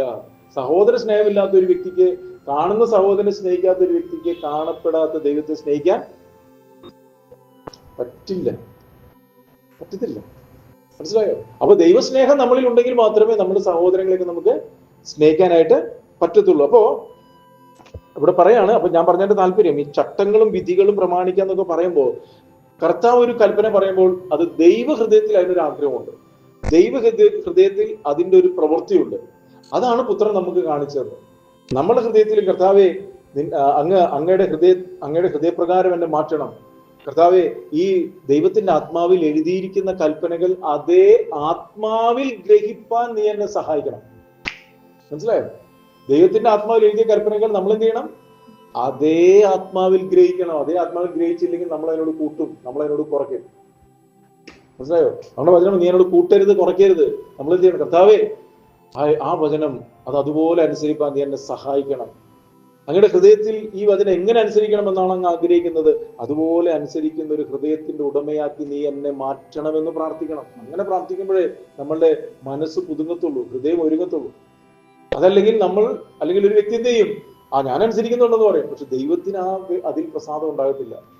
പിടികിട്ടിയോ? അപ്പോ ഇവിടെ പറയണം, എന്റെ കൽപ്പനകൾ, ചട്ടങ്ങൾ, വിധികൾ പ്രമാണിക്കാനും. പിന്നെ ഞാൻ ഇന്ന് നിന്നോട് ആജ്ഞാപിക്കുന്നു. കണ്ടോ, ഇതൊരു ആജ്ഞയാണ്. അതെന്ത് ചെയ്യണം? നമ്മള് കേട്ട് ശ്രദ്ധിച്ച് അനുസരിച്ച് മുന്നോട്ട് പോയാൽ എന്തുണ്ടാവും? നമുക്ക് ആ വ്യക്തിക്ക് എന്തുണ്ടാവും? ജീവനുണ്ടാകും, ഗുണമുണ്ടാകും. ഇല്ലെങ്കിലോ ദോഷമുണ്ടാകും, മരണമുണ്ടാകും. അപ്പോ നമുക്ക് വേണ്ടത് എന്താണ്? നമുക്ക് വേണ്ടത് ജീവനാണ്, ഗുണമാണ്. ഇനി അതേ പുസ്തകത്തില് 19-ാമത്തെ വാക്യം, അതേ അധ്യായം 19-ാമത്തെ വാക്യം വായിച്ചോട്ടെ. ജീവനും മരണവും അനുഗ്രഹവും ശാപവും നിങ്ങളുടെ മുൻപിൽ വെച്ചിരിക്കുന്നു. എവിടെ വെച്ചിരിക്കുന്നത്? ജീവനും മരണവും അനുഗ്രഹവും ശാപവും നിങ്ങളുടെ മുമ്പിൽ വെച്ചിരിക്കുന്നു. എവിടെ വെച്ചിരിക്കുന്നത്? നമ്മുടെ മുമ്പിൽ വെച്ചിരിക്കുന്നു. ഇത് മുമ്പിൽ വെച്ചിരിക്കുന്നു എന്ന് പറഞ്ഞാൽ അർത്ഥം, ഇത് മുമ്പിൽ വെച്ചിരിക്കുന്നു എന്ന് പറഞ്ഞ ആരെങ്കിലും പറഞ്ഞു എന്താ മുമ്പിൽ വെച്ചിരിക്കുന്നു എന്ന് പറഞ്ഞ അർത്ഥം? ഇത് ഓരോ സാഹചര്യങ്ങളാണ് ഈ മുമ്പിൽ വെച്ചിരിക്കുന്നു എന്ന് പറഞ്ഞത്. മനസ്സിലായോ? ഒരു സാഹചര്യത്തിന്റെ നടുവിൽ ഇവിടെ ഞാൻ എന്ത് ചെയ്യണം? എങ്ങനെ എനിക്ക് ഈ കർത്താവ് ഈ സാഹചര്യത്തിലൂടെ എങ്ങനെ എന്നിൽ ദൈവിക ജീവൻ വ്യാപരിക്കും? അത് മനസ്സിലായി. അതാ ജ്ഞാനം എന്ന് പറയുന്നത്. ഒരു സാഹചര്യത്തിന് മുമ്പിലേക്ക് ദൈവം നമ്മളെ കൊണ്ടുവന്ന് അത് ഫേസ് ചെയ്യുമ്പോൾ അതിലൊരു ജീവനുണ്ട്. അത് അനുസരണത്തിലൂടെ ഒരു ജീവൻ വ്യാപരിക്കും. അതെങ്ങനെ ഞാൻ അനുസരിക്കണം? കർത്താവിന്റെ കൃപയിൽ ആശ്രയിച്ചുകൊണ്ട് വചനത്തിൽ നിന്നും മാറാതെ ഞാൻ അനുസരിക്കുമ്പോഴാണ് സംഭവിക്കുന്നത്. എനിക്ക് ജീവനം കാണോ? ഓക്കെ, ഇന്ന് ജീവനും മരണവും അനുഗ്രഹവും ശാപവും നിങ്ങളുടെ മുമ്പിൽ വെച്ചിരിക്കുന്നു. അപ്പൊ ഒന്നുകിൽ ആ വചനത്തിന്റെ അനുസരണം ആ വ്യക്തിയിൽ ജീവനും അനുഗ്രഹവും. മോളിൽ എന്താ വായിച്ചത്? നമ്മള് മോളിലെ വാക്യയില് അവിടെ വായിച്ചെന്തായിരുന്നു? ഇന്ന് ജീവനും ഗുണവും. ശ്രദ്ധിക്കണം, ഇവിടെ പറഞ്ഞെന്തുവാ? ജീവനും അനുഗ്രഹവും. കേട്ടോ, അടുത്തത് ജീവനും മരണവും, അടുത്തത് അനുഗ്രഹവും ശാപവും. അപ്പൊ നോക്കണത്, അപ്പൊ ദൈവവചനത്തിന്റെ അനുസരണം ഒരു വ്യക്തിയിൽ എന്തുണ്ടാക്കും? ജീവനുണ്ടാക്കും. അതിന്റെ ലംഘനം അവനെ മരണത്തിലേക്ക് കൊണ്ടുപോകും. ഒരു വ്യക്തിക്ക് ദൈവവചനത്തിന്റെ അനുസരണം അവനിൽ അനുഗ്രഹം ഉണ്ടാക്കും, അതിന്റെ ലംഘനം അവനിൽ ശാപവും ഉണ്ടാക്കും. മനസ്സിലായോ? അപ്പോ നമ്മൾ എന്താണ് തിരഞ്ഞെടുക്കുന്നത്, നമ്മൾ എങ്ങനെയാണ് മുന്നോട്ട് പോകുന്നത്, അതനുസരിച്ച് നമ്മളുടെ ജീവിതത്തിൽ, വ്യക്തി ജീവിതത്തിൽ അനുഗ്രഹങ്ങൾ വർദ്ധിച്ചുകൊണ്ട്. ഇത് അറിവില്ലായ്മയുടെ കാലത്ത് വചനം ലംഘിച്ചുകൊണ്ടുണ്ടായ ശാപങ്ങളും അതൊക്കെ വചനത്തിന്റെ അനുസരണത്തിൽ കൂടി അതെല്ലാം പൊട്ടി മാറും, എല്ലാം ഒഴിഞ്ഞു മാറും. കർത്താവ് നമുക്ക് വേണ്ടി ശാപമായി തീർന്നു. വചനത്തിന്റെ അനുസരണത്തിൽ കൂടി ദൈവികമായിട്ടുള്ള അനുഗ്രഹങ്ങൾ നിറയാനായിട്ട് തുടങ്ങും. ഇവിടെ പറയാണ്, ജീവനും മരണവും അനുഗ്രഹവും ശാപവും നിങ്ങളുടെ മുൻപിൽ വെച്ചിരിക്കുന്നു. അവർ പറയാ, എന്നതിന് ഞാൻ ആകാശവും ഭൂമിയെയും ഇന്ന് സാക്ഷി വെക്കുന്നു. അതുകൊണ്ട് നീയും നിന്റെ സന്തതിയും ജീവിച്ചിരിക്കേണ്ടതിന്. കേട്ടോ, അപ്പോൾ ഇവിടെ എന്തിനെ ചൊല്ലിയിട്ട് സാക്ഷി വെച്ചിരിക്കുന്നേ? ആകാശത്തെയും ഭൂമിയെയും. എന്താ അതിന് അർത്ഥം അറിയാവോ? എന്തുവാ? ആകാശത്തെയും ഭൂമിയെയും വെച്ച് ദൈവം സാക്ഷി വെച്ചിരിക്കുക. പറഞ്ഞതിനർത്ഥം ഈ ശാപവും സംഭവങ്ങളും ഒക്കെ വെച്ച് മരണത്തിലേക്ക് പോകുന്നവര് ന്യായവിധി ദിവസത്തില് ഇവര് പറയേ, ഞങ്ങളൊന്നും അങ്ങനെ ചെയ്തില്ലല്ലോ, ഞങ്ങൾ എന്തിനാ ഇപ്പൊ ഈ ശാപത്തിലേക്ക് മരണത്തിൽ ഞങ്ങളെ കൊണ്ടുപോകുന്നതെന്ന് പറയുമ്പോ ആര് വരും? ഈ ഭൂമിയും ആകാശവും വരും. വെളിപ്പാട് പുസ്തകത്തിലേക്ക് പോകണം. സാക്ഷി പറയാൻ വേണ്ടി വരുന്നത് ആകാശവും ഭൂമിയാണ് എന്ന് പറഞ്ഞ ഇതെല്ലാം ഇവർ ചെയ്ത പ്രവൃത്തികളെല്ലാം കണ്ടതാരാ? ആകാശവും ഭൂമി ഇതെല്ലാം കണ്ടിട്ടുണ്ട്. അവരെല്ലാം സാക്ഷി പറയാൻ വേണ്ടി വരും. മനസ്സിലായോ? അപ്പോ സാക്ഷി പറയാൻ വേണ്ടി വരുമ്പോ ഒന്നും മിണ്ടാൻ പറ്റത്തില്ല. ഇന്ന് പലരും ഈ ക്യാമറയിൽ കണ്ട സംഭവങ്ങൾ കാണിച്ചു തരുമ്പോൾ പെട്ടെന്ന് ഒന്നും പറയാതെ രാജിവെച്ച് പോകുന്ന കണ്ടിട്ടുണ്ടോ? ഇതുപോലെ ദൈവം എല്ലാ നാവും അവൻ കർത്താവ് എന്ന് പറഞ്ഞ് അവനെ സ്തുതിക്കും. എല്ലാം മുട്ടുമടങ്ങും. മനസ്സിലായോ? സ്വർലോകരുടെയും ഭൂലോകരുടെയും അധോലോകരുടെയും മുട്ടുമടങ്ങുന്ന ഒരു സമയമുണ്ട്. ഇത് നമ്മൾ എന്തിനെപ്പോ കേൾപ്പിക്കുന്നത്? ഇന്ന് കേൾപ്പിക്കുന്നത് നമ്മൾ ദൈവത്തെ ഭയപ്പെട്ട്, ദൈവത്തെ സ്നേഹിച്ച്, ദൈവ കൽപ്പനകളെ പ്രമാണിച്ച്, മനസ്സ് പുതുക്കി ദൈവികമായിട്ടുള്ള അനുഗ്രഹങ്ങളും നന്മകളും ഗുണവും ഒക്കെ അനുഭവിച്ചും കൊണ്ട് വളർന്നു വരാൻ വേണ്ടിയിട്ട് സമയം തക്കത്തിൽ വിനിയോഗിക്കണം. അതിന്റെ അടുത്തൊരു വാക്യം കൂടി വായിക്കാം നമുക്ക്. 20-ാമത്തെ വാക്യം. 20 നീയും നിന്റെ സന്തതിയും. 20-ാമത്തെ വാക്യം. യഹോവ നിന്റെ പിതാക്കന്മാരായ അബ്രഹാമിനും ഇസ്ഹാക്കിനും യാക്കോബിനും കൊടുക്കുമെന്ന് സത്യം ചെയ്ത ദേശത്ത് നീ പാർപ്പാൻ തക്കവണ്ണം നിന്റെ ദൈവമായ യഹോവയെ സ്നേഹിക്കുകയും അവന്റെ വാക്ക് കേട്ടനുസരിക്കുകയും അവനോട് ചേർന്നിരിക്കുകയും ചെയ്യേണ്ടതിനും ജീവനെ തിരഞ്ഞെടുത്തുകൊള്ളുക. അതല്ലോ നിനക്ക് ജീവനും ദീർഘായുസ്സും ആകുന്നു. മനസ്സിലായോ? കൂടെ ദൈവം പറയാണ്, നീ ജീവനെ തെരഞ്ഞെടുക്കണം. ഒരു സാഹചര്യത്തിന് മുമ്പിൽ നിൽക്കുമ്പോൾ ദൈവം നമ്മളെ കുറിച്ച് ആഗ്രഹിക്കുന്നത് നീ ജീവനെ തെരഞ്ഞെടുക്കണം, ജീവനെ തെരഞ്ഞെടുക്കണം, ജീവനെ തെരഞ്ഞെടുക്കണം, അല്ലേ? നമ്മൾ പറയും, അതിനാണ് ഈ പരിശുദ്ധാത്മാവിനെ തന്നിരിക്കുന്നത് അകത്ത്. യൂത വന്ന് 30 വെള്ളിക്കാശിന് ഒറ്റ കൊടുക്കാൻ പോകുമ്പോഴും ദൈവമായിട്ട് പറയുന്നത് എന്നോട് കൈ താലത്തിൽ മുക്കുന്നവൻ തന്നെ, ആ മനുഷ്യൻ നീ തന്നെ.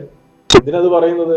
നീ ആ മരണ വഴിയിൽ നിന്നും നീ മാറണം, നീ ആ തെറ്റായ വഴിയിൽ നിന്ന് നീ മാറി സഞ്ചരിക്കണം, തെറ്റായ കൂട്ടുകെട്ടുകളിൽ നിന്നും മാറണം, ബന്ധങ്ങളിൽ നിന്നും മാറണം, തെറ്റായിട്ടുള്ള തീരുമാനങ്ങളിൽ നിന്നും മാറണം, ചിന്തകളിൽ നിന്നും മാറണം. കാരണം ചിന്തകൾ പിടിച്ചെടുക്കും. അവന്റെ ഉള്ളിൽ ആ ചിന്തകൾ വന്നു. അപ്പൊ അതുകൊണ്ട് അവനെ ഓർമ്മപ്പെടുത്തുക. പക്ഷെ എടുത്ത് പിടിച്ച് അവനെ മാറ്റി നിർത്തുന്നില്ല ദൈവം. അതാണ് തീരുമാന സ്വാതന്ത്ര്യം, ഫ്രീ വില്ല് എന്ന് പറയാം. മനസ്സിലായോ? അപ്പോ ഇവിടെ ഇത് പറയാ. അതുകൊണ്ട് എന്നിട്ട് നോക്കിയേ, ഇത് പറഞ്ഞിട്ടും അങ്ങ് നിർത്തുകയല്ല ചെയ്യുന്നത്. ജീവനെ നീ എന്ത് ചെയ്യണം? ചേർന്നിരിക്കുകയും ചെയ്യേണ്ടതിനും ജീവനെ തെരഞ്ഞെടുത്തുകൊള്ളുക.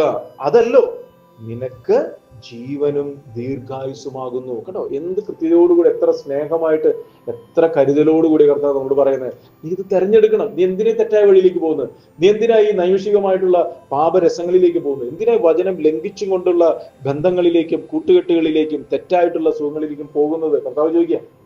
അത് നിന്നെ നാശത്തിലേക്ക് കൊണ്ടുപോകും, നരകത്തിലേക്ക് കൊണ്ടുപോകും. അവിടെ നിന്ന് പിന്നെ രക്ഷിക്കാൻ പറ്റില്ല. വേറൊരു ഓപ്ഷൻ ഇല്ല അവിടെ.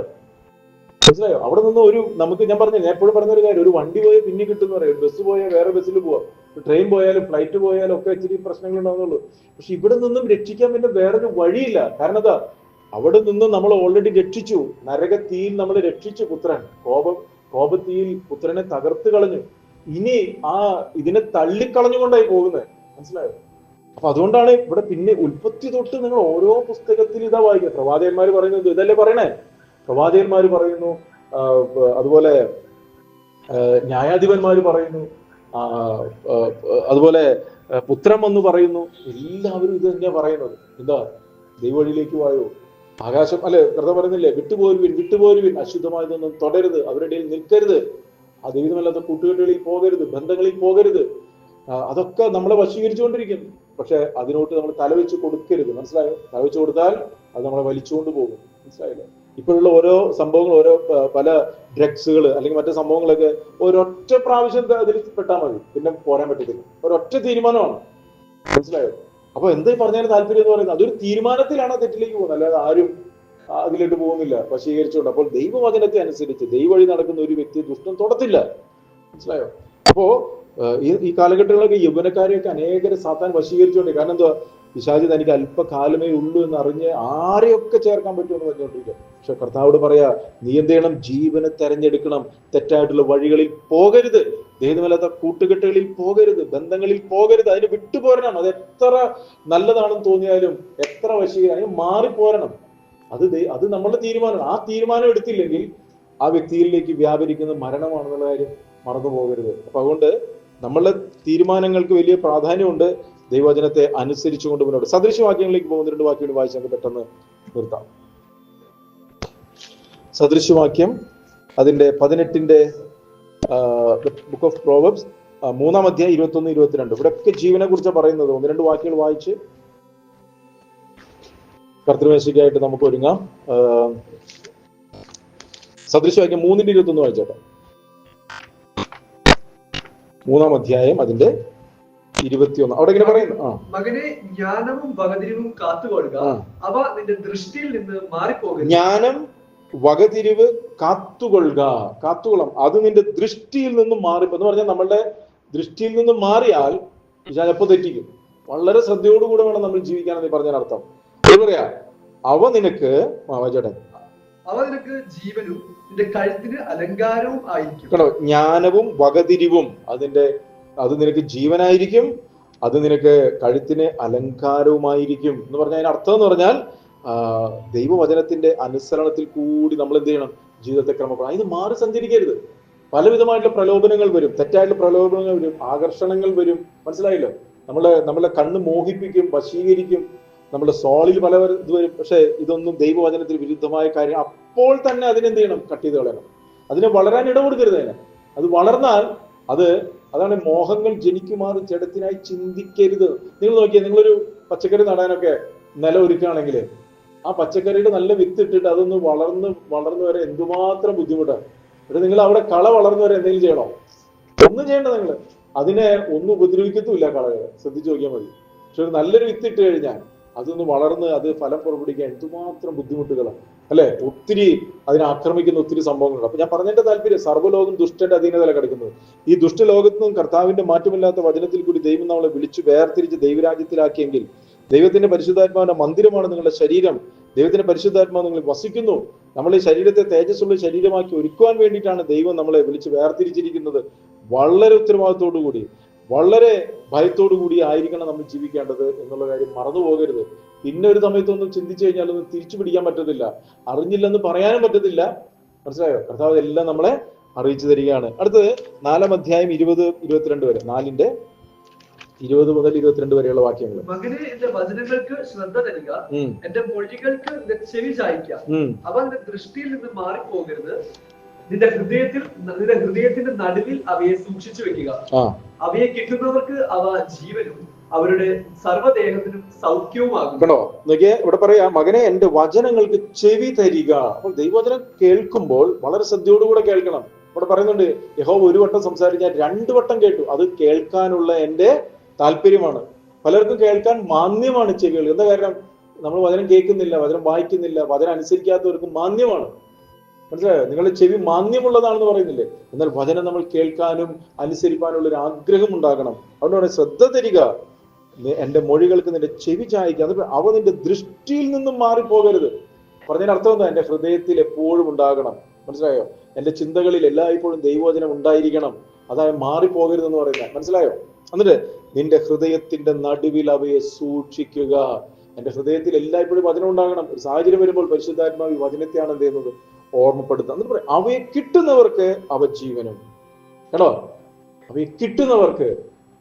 അതുകൊണ്ടാ പറഞ്ഞ നമുക്കൊരു ആഗ്രഹം ഉണ്ടെങ്കിൽ ഇത് കിട്ടത്തുള്ളൂ, അതെല്ലാം കിട്ടത്തില്ല. അന്വേഷിപ്പിൻ കണ്ടെത്തും, മുട്ടുവിൻ തുറക്കും, അല്ലെ? യാചിപ്പിൻ എന്നാൽ നിങ്ങൾക്ക് ലഭിക്കും. ഒരു താല്പര്യം ഉണ്ടെങ്കിൽ കിട്ടത്തുള്ളൂ. ആഗ്രഹിക്കുന്ന ആത്മാക്കൾക്ക് ഇത് കൊടുക്കത്തുള്ളൂ. അല്ലാതെ അത് നിങ്ങൾ കിട്ടിയാൽ അങ്ങനെ കിട്ടത്തൊന്നുമില്ല. അത് കാരണം അത് വളരെ മൂല്യമുള്ളതാണ്. മനസ്സിലായോ? അത് കിട്ടിയ എന്തുണ്ടാവും? അവരുടെ സർവ്വദേഹത്തിനും അത് സൗഖ്യമാകുന്നു. കേട്ടോ? അത് നമ്മളുടെ ഓരോ വചനത്തിന്റെ അനുസരണവും നമുക്ക് സൗഖ്യവും ബലവും ആരോഗ്യവും തേജസ്സും ഒക്കെ നമ്മളിൽ നിറയ്ക്കാനായിട്ട് ഇടയായിത്തീരും. ഒരു വാക്യം കൂടി വായിക്കാം നമുക്ക്. സദൃശവാക്യം 18:21. നമുക്ക് എല്ലാവർക്കും അറിയുന്നൊരു വാക്യമാണ്. 18:21. അവിടെ പറയാണ്, മരണവും ജീവനും നാവിന്റെ അധികാരത്തിലിരിക്കുന്നു, അതിൽ ഇഷ്ടപ്പെടുന്നവർ അതിന്റെ ഫലം അനുഭവിക്കും. കേട്ടോ? മരണവും ജീവനും നാവിന്റെ അധികാരത്തിലിരിക്കുന്നു, അതിൽ ഇഷ്ടപ്പെടുന്നവർ അതിന്റെ ഫലം അനുഭവിക്കും. ഏതിൽ ഇഷ്ടപ്പെടുന്നവർ? ഏതിൽ ഇഷ്ടപ്പെടുന്നവർ? എന്നിട്ട് വായിച്ചത് മരണവും ജീവനും. ശ്രദ്ധിച്ച മരണവും ജീവനും നാവിന്റെ അധികാരത്തിൽ ഇരിക്കുന്നു, അതിൽ ഇഷ്ടപ്പെടുന്നവർ അതിന്റെ ഫലം അനുഭവിക്കും. ഏതിൽ ഇഷ്ടപ്പെടുന്നവർ? നിങ്ങൾ ഏതിലാണ് ഇഷ്ടപ്പെടുന്നത്? നിങ്ങൾ ജീവനാണ് ഇഷ്ടപ്പെടുന്നതെങ്കിൽ ജീവന്റെ ഫലം. നിങ്ങൾ മരണത്തിലാണ് ഇഷ്ടപ്പെടുന്നതെങ്കിൽ മരണത്തിന്റെ ഫലം അനുഭവിക്കും. എങ്ങനെ അറിയാം? നാവിൽ നിന്നും വരുന്നത് അറിയാം. കണ്ടോ? ജീവനും മരണവും നാവിന്റെ വളരെ ശ്രദ്ധയോടുകൂടെ നാവിന് ഉപയോഗിക്കാം. മനസ്സിലായോ? കാരണം 2-3 പ്രോസസ്സ് കഴിഞ്ഞിട്ട് നാവിന് വായന്ന് പുറത്തോട്ട് വരത്തുള്ളൂ. പുറത്തോട്ട് വന്നു കഴിഞ്ഞാൽ അത് പ്രൊഡ്യൂസ് ചെയ്യും. ഒന്നുകിൽ ജീവൻ പ്രൊഡ്യൂസ് ചെയ്യും, അല്ലെങ്കിൽ മരണം പ്രൊഡ്യൂസ് ചെയ്യും. മനസ്സിലായോ? അപ്പൊ അതുകൊണ്ടാണ് ഒരു മിണ്ടാതിരിക്കാൻ പറ, വായിക്ക് ഒരു കൂട്ട് കിട്ടാനൊക്കെ പറയുന്ന കാര്യം ഇതാ. പറയാൻ ഭയങ്കര എളുപ്പമാണ്, പറയുമ്പോൾ ഒരു സംഭവം പുറത്തോട്ട് വരുന്നുണ്ട്. മനസ്സിലായോ? അപ്പൊ അതുകൊണ്ട് വളരെ ശ്രദ്ധയോടുകൂടെ ആയിരിക്കണം. ജീവനും മരണവും നാവിന്റെ അധികാരത്തിലിരിക്കുന്നു, അതിലിഷ്ടപ്പെടുന്നവർ അതിന്റെ ഫലം അനുഭവിക്കും. ഒന്നുകിൽ ജീവൻ അനുഭവിക്കും, അല്ലെങ്കിൽ മരണം അനുഭവിക്കും. അതുകൊണ്ട് പലപ്പോഴും പലർക്കും ഈ കയറി വരാൻ പറ്റാത്തത്. മനസ്സിലായോ? നമ്മള് 2 ദിവസം കയറും, 3-ാം ദിവസം വീഴും. കാരണം എന്താ? വായന വാക്ക് ഭയങ്കര പ്രശ്നമാണ്. മനസ്സിലായോ? അപ്പൊ ഇവിടെ പറയാണ്, ഈ കാരണം എന്ത് പ്രൊഡ്യൂസ് ചെയ്യുന്നത് അത് എന്ത് വിതച്ചോ അത് കൊയ്യും. നിങ്ങൾ എന്ത് വിതയ്ക്കുന്നോ അത് കൊയ്യും. അപ്പൊ വാക്കുകളിലാണ് ജീവനും മരണവും ഇരിക്കുന്നെങ്കിൽ വളരെ ശ്രദ്ധയോടുകൂടി ആയിരിക്കണം വാക്കുകൾ പറയേണ്ടത്. പൊട്ടച്ചൊല്ലുകൾ, കളിവാക്കുകൾ നിങ്ങളുടെ വായിൽ പേർ പറയുക പോലും വരുത്. കൗണ്ടർ പറയുക, പൊട്ടച്ചൊല്ലുകൾ പറയുക, അസഭ്യങ്ങൾ പറയുക, ദൈവമല്ലാത്ത അല്ലെങ്കിൽ തമാശകൾ, വെറുതെയുള്ള തമാശകൾ പറയുക. ഇതൊക്കെ ഒരു സംഭവം പ്രൊഡ്യൂസ് ചെയ്തുകൊണ്ടിരിക്കുക. അപ്പൊ നമ്മള് എന്ത് ചെയ്യണം? ഇത് കേൾക്കുമ്പോൾ പുതുക്കണം. നമ്മളെല്ലാവരിലും കുറവുകളുണ്ട്. എന്നാൽ ദൈവത്തിന്റെ വചനം കേട്ട് മനസ്സ് പുതുക്കുമ്പോൾ അത് നമ്മളെ ദൈവിക വിശുദ്ധിയിലേക്കൊക്കെ നമ്മളെ നയിക്കും. 22:4. താഴ്മയും യഹോവ ഭക്തിക്കും ഉള്ള പ്രതിഫലം ധനവും മാനവും ജീവനും ആകുന്നു. 22:4 ആണ് വായിച്ചത്. പറയാണ്, താഴ്മയ്ക്കും യഹോവ ഭക്തിക്കുമുള്ള പ്രതിഫലം ധനവും മാനവും ജീവനുമാകുന്നു. ആണോ? അപ്പൊ ധനമൊക്കെ വചനത്തിലുള്ളതാണ്. പക്ഷെ അതിന് മുമ്പ് കുറച്ച് പരിപാടികളുണ്ട്. എന്താണ്? താഴ്മയുണ്ട്. കണ്ടോ?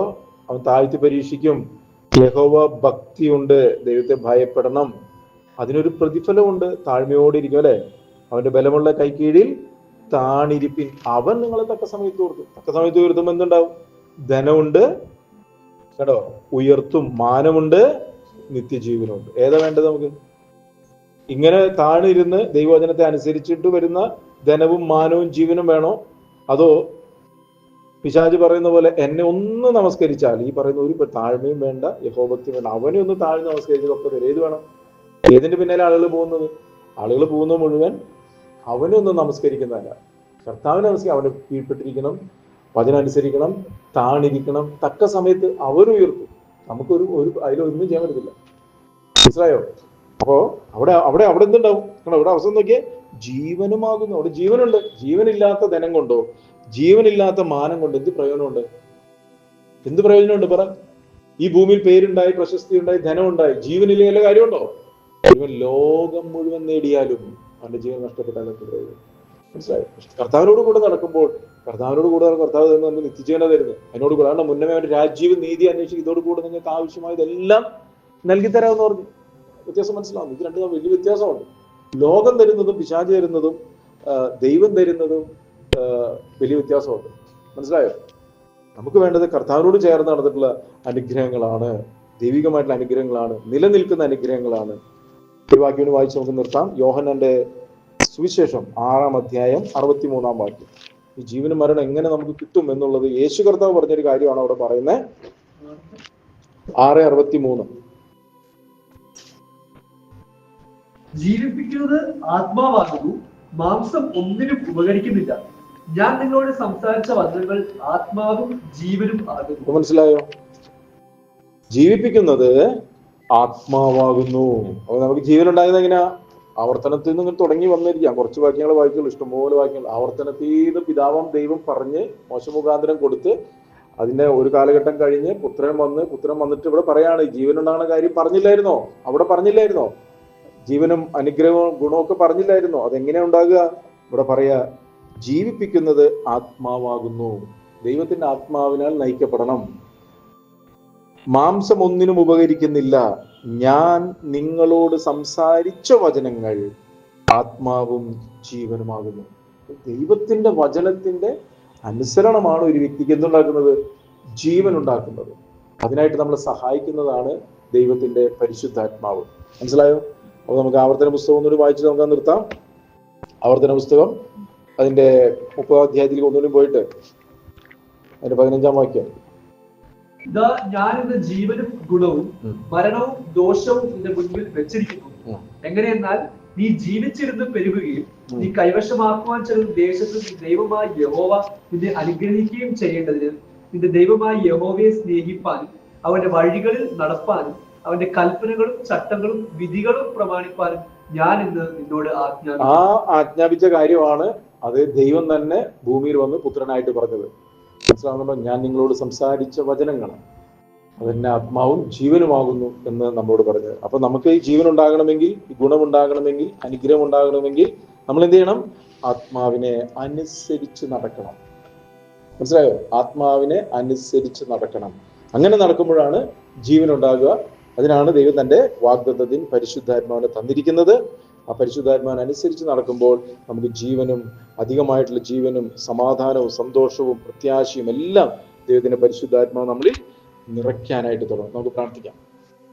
കർത്താവേ, സ്വർഗ്ഗസ്ഥ പിതാവേ, ജീവനും ഗുണവും അനുഗ്രഹവും കർത്താവെ എല്ലാം ഞങ്ങളുടെ മുമ്പിൽ വെച്ചിരിക്കുന്ന കർത്താവെ, ഓരോരോ വചനത്തിന്റെ അനുസരണത്തിൽ കൂടി കർത്താവെ അതിന്റെ നിറവിലേക്ക് വളർന്നു വരുവാൻ ഞങ്ങൾ എല്ലാവരെയും അങ്ങ് സഹായിക്കണമെന്ന് പ്രാർത്ഥിക്കുന്നു കർത്താവ്. ഞങ്ങളുടെ പരിശുദ്ധാത്മാവിനെ ഞങ്ങൾ എല്ലാവരെയും നിറയ്ക്കുകയും ശക്തിപ്പെടുത്തുകയും ചെയ്യണമെന്ന് പ്രാർത്ഥിക്കുന്നു കർത്താവ്. കർത്താവ് കേട്ട വചനങ്ങളൊന്നും നഷ്ടമായി പോകാൻ ഇടവരുത്തില്ല എന്ന് പ്രാർത്ഥിക്കുന്നു. ദൈവങ്ങളിലേക്ക് ഞങ്ങളെല്ലാം സമർപ്പിക്കുന്ന കർത്താവ്. പിതാവ് മുഖാന്തരം അരുളി ചെയ്ത വചനങ്ങളെ പുത്രൻ ഞങ്ങൾക്കത് വെളിപ്പെടുത്തി തന്നത്. ജീവിപ്പിക്കുന്നത് ആത്മാവാകുന്നു, മാംസം ഒന്നിനും ഉപകരിക്കുന്നില്ല. ഞാൻ നിങ്ങളോട് സംസാരിച്ച വചനങ്ങൾ ഇന്ന് ആത്മാവും ജീവനുമാകും. കർത്താവെ, ഓരോ വചനത്തിന്റെ ജീവനിൽ കൂടി ദൈവ തേജസ് പ്രാപിച്ച് പുത്രന്റെ സ്വരൂപത്തോട് അനുരൂപമായി തേജസ്സിന്മേൽ തേജസ് പ്രാപിച്ച് അതേ പ്രതിമയായി രൂപാന്തരപ്പെടുവാൻ ഞങ്ങൾ എല്ലാവരെയും അങ്ങ് സഹായിക്കണമെന്ന് പ്രാർത്ഥിക്കുന്നു. ദൈവങ്ങളെ എല്ലാവരെയും സമർപ്പിക്കുന്നു കർത്താവ്. യേശുക്രിസ്തു നാമത്തിൽ പ്രാർത്ഥിക്കുമ്പോൾ കൃപ തോന്നി കേൾക്കണം സ്വർഗീയ പിതാവേ. ആമേൻ.